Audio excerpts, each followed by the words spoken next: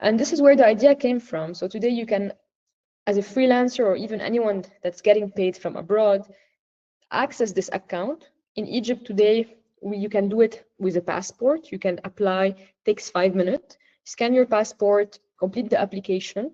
Well, next week we are launching, it's maybe not public yet, but for the sake of the community, you can get access to the private information. We're launching with ID. So anyone with ID can actually open and save from the comfort of their home. You can use your ID to even approve your address. You don't need any other document. وهذا الشيء كتير حلو لأنه في يكون عندك هلا account backup برا. Whenever you start your freelance journey, it's ready. You already have your details. تبعتها لل Hella client or Upwork, Fiverr to get that money into it, and it's free. مش ضروري تدفع، مش ضروري تخلي minimum amount بقلبه. It's very flexible.